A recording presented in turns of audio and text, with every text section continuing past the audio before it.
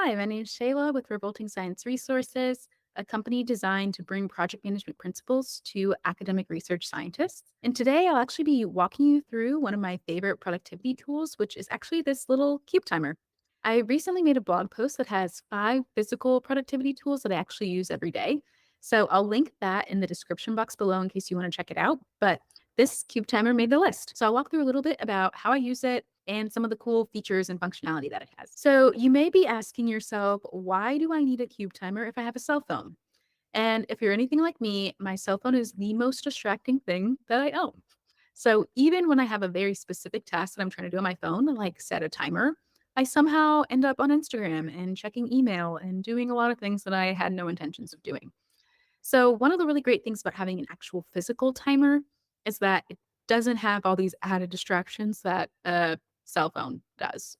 So, what exactly is this specific cube timer? So, this cube timer has multiple settings. One is a gravity setting that basically allows you to change the time by just flipping the cube.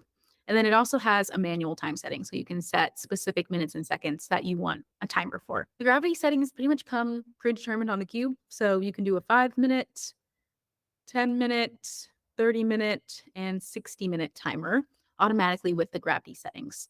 It also has multiple settings for alarming.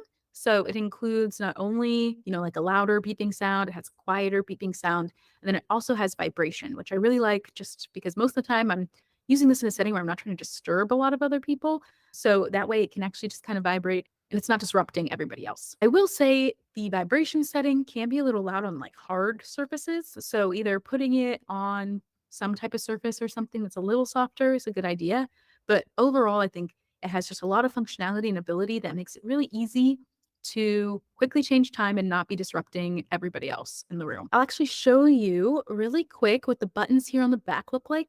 So this is how you set all of the different settings. And so this right now is set to gravity. So you can see that actually when I rotate it, it'll start an automatic timer. This was the 60 minutes.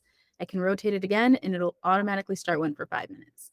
So that's some of the really cool things that it does. So it's really easy to just kind of flip it and then have it be the time that you like. The other thing it can do is if you actually just flip that same button down another notch to the manual time setting, that's where you can set a specific time using the seconds and minutes buttons right here.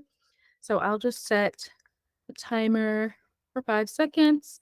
And then there's also a start button on the back. So then you can just click start and it'll have your timer go off. So I can start a 5 minute timer with the gravity setting. But if I ever need to pause for some reason, like somebody comes in and asks me a question, but I'm still trying to keep time on my timer, I can actually just rotate it up and it'll pause the time for me. So overall, I think this is just a really cool productivity tool. It's pretty cheap overall. And I think it's really useful for just staying off of my phone when I'm trying to do some other tasks, but still have the ability to not get too lost and know exactly how much time I'm spending on a task. So, speaking of which, I thought I'd actually share some of the times I actually use this timer.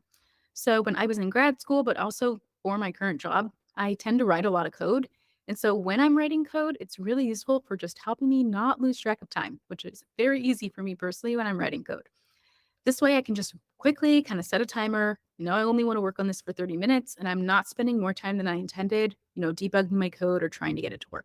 I also think it's really useful for tasks like time blocking. So if you do time blocking and maybe you have, 60-minute time blocks in which you're trying to accomplish a lot of work, it's a really great way to just kind of quickly set a 60-minute timer, be able to get lost from your work and know there'll be a notification that goes off when the time's up. Another use I have is for scroll breaks. Personally, my break of choice, at least as of late, has just kind of been scrolling various Instagram pages or Facebook pages or whatever. But the issue with scrolling is it's very easy to just keep scrolling and never stopping. And now it's actually been way longer than I was intending to take for my scroll break. So this is another thing that's really easy to just set. If I want to take 10 minutes, just scroll for a little bit, quickly set a 10-minute timer, scroll, and then that will alarm me that, hey, time's up.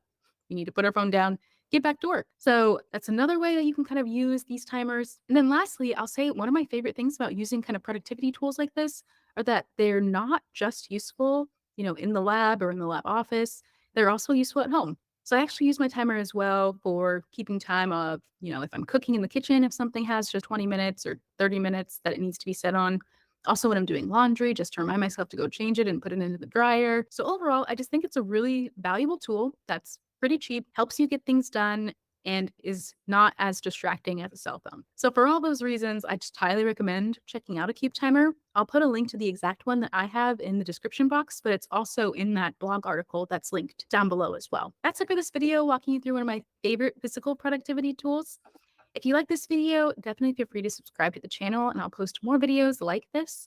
But also, if you're interested in learning more about project management or time management, I would recommend you check out our website at www.revoltingscienceresources.com. Bye.